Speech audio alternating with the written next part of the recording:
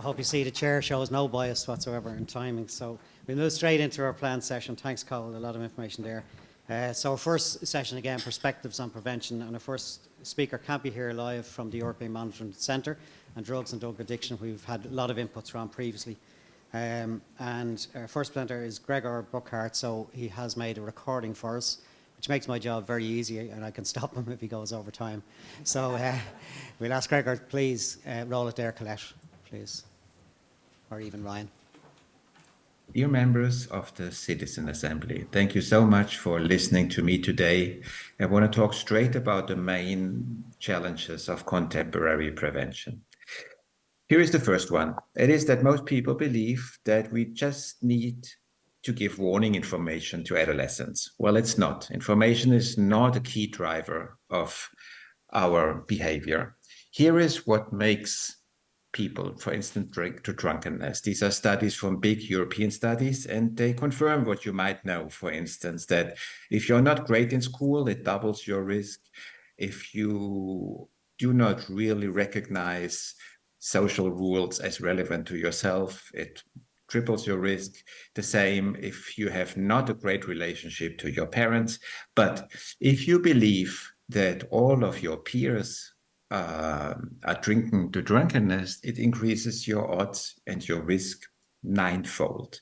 Now, the same analysis run for cannabis had the same numbers on the right, double or triple the risks. But if you believe that all your friends are using cannabis, it increases your own risk by 85. So this is what we call descriptive norms, the perception what other people are doing. And this drives our behavior. Yet, what do stakeholders propose? Individual responsibility. That's what the alcohol industry is saying. You have to moderate yourself. And implicitly, the cannabis industry is saying the same, because here is one chocolate square. You should only eat one per day. But I mean, who eats a square of a chocolate bar? I eat always the entire bar if my wife doesn't intervene. But then it's my fault because I can't act responsibly with moderation. And then they come up with the question of education. You should educate and not interfere in people's private life. Let's look into education. Here you have price, clear thing. You see it's conspicuous and your reaction to it is completely deliberate.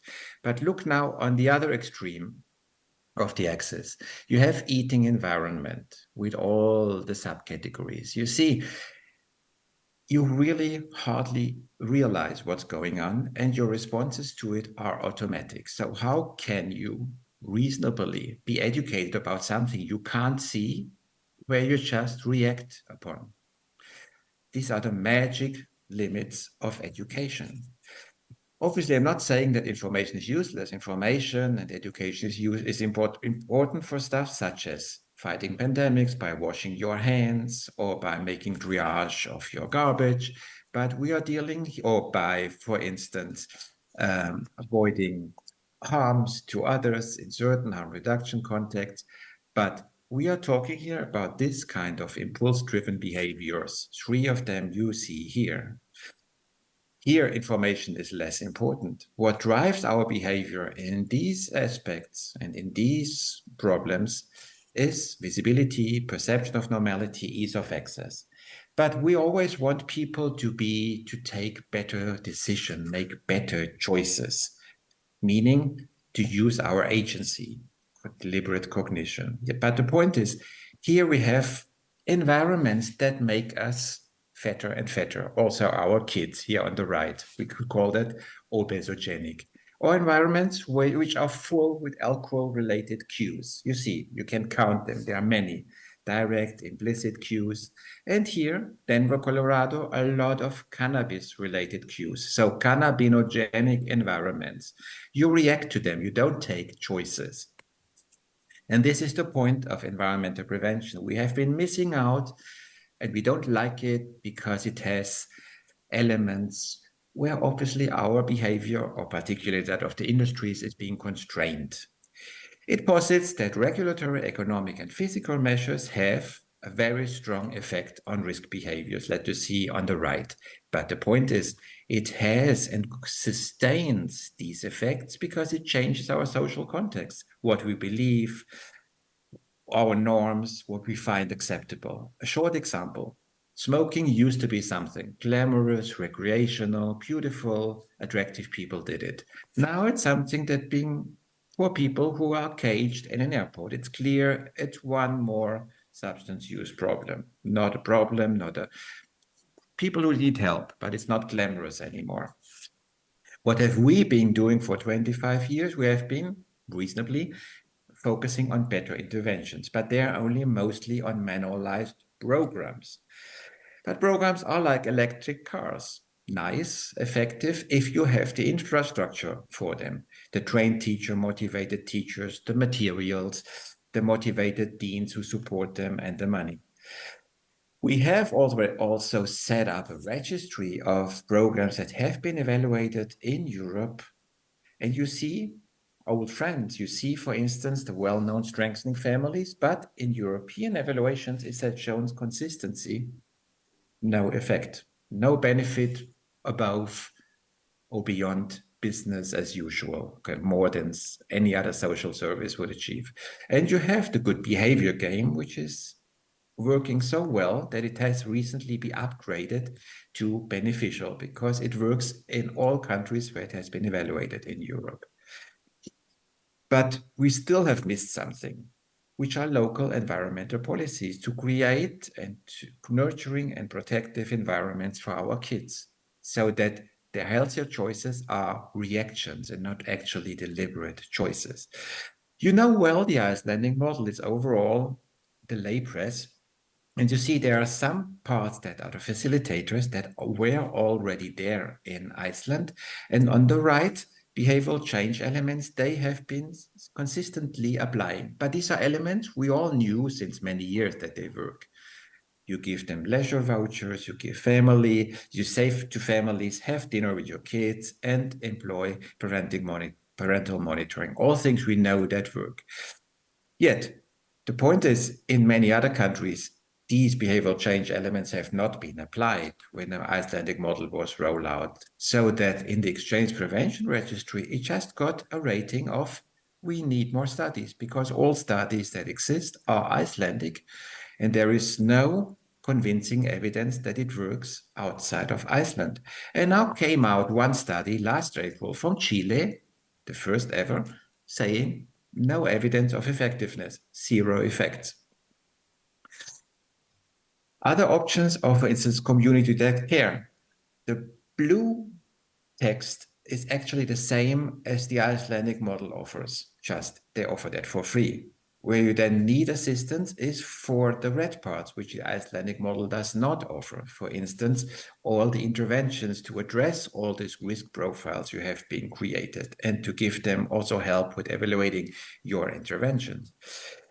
Other options are, for instance, simple local environmental alcohol regulations, like in England. Many studies in England and in Netherlands, which are replicable with transferable results, showing the stronger a local alcohol regulation is to have large effects on violent crimes, sexual crimes, public order offenses, hospital admissions, all the things we care and we are worried about if our kids go out at night. So you have a really economic alternative to it. But something we must have been missing if things have not been implemented as we wanted. The whole thing about decision making. So in Europe, decisions are made strategically at national level, right? But the key point is that the money and the decisions are at local and regional level or at big NGOs in some countries. And here we have the Sloboda doctrine. It doesn't make sense to train frontline prevention staff if your decision makers have not been trained, because these people need to make choices and stop funding ineffective interventions. So these people we called DOPS, decision, opinion, and policy makers, mostly at local level. People who have not been particularly trained in prevention, so like you maybe, but to take decisions about it. For these people, we have created the European Prevention Curriculum. And one surprising finding is that the key thing we achieved with it was to shake the belief foundations of people. So people get confused and we tell them, yes, that was the aim. We want to give impulse for innovation, tell you of all the things you believe that work, but they do not work, so that they are open to fund new interventions. And also to tell law enforcement people how much we need them in prevention if it's being done properly. And also the other principle is careful. So we use exchange basically to tell people, be careful. Why should you do costly interventions that have no proof of cultural transferability, such as the Icelandic model, or that in our context don't yield any additional benefits, such as the Strengthening Families programs? The point is, think about your kid, think about the money and what you get for the things that are offered to you. Yes, I come to the point. So it's about cautious and savvy spending. Remember, the perception of others' behaviors drives our own. So what you do in public has as well an important repercussions. Environmental prevention is a great tool to work against normalization without criminalizing individuals, because you change social norms, as I have hoped to prove now. So it's not either regulation or prevention. Good regulation is prevention. So to set up rules, implement them consistently with the help of law enforcement in a non-discriminatory way. Programs are important, they are effective, but remember, you need to create an infrastructure, and not everyone wants to do that. And they are only half of the pie of prevention. The other half are local environmental prevention policies. They are effective, they can be evaluated, and you use existing resources such as police and such as the legal frameworks you have at your community level. And remember that prevention is about the silent majority, those people who do not make all the media noise, such as some minorities do. People who just want to live a normal life and want their kids protected. They have also rights. And be careful what they sell you as being effective prevention. For instance, normally, these are the risk factors for all the problems you might be concerned with regarding substance use. What you might not know, as these risk factors are also risk factors for a lot of other problems that you might be concerned as well. So with evidence-based prevention, you can tackle a lot of problems at once if you do it right. Decision-making. So think about prevention as working upstream, so that large parts of the population have a benefit.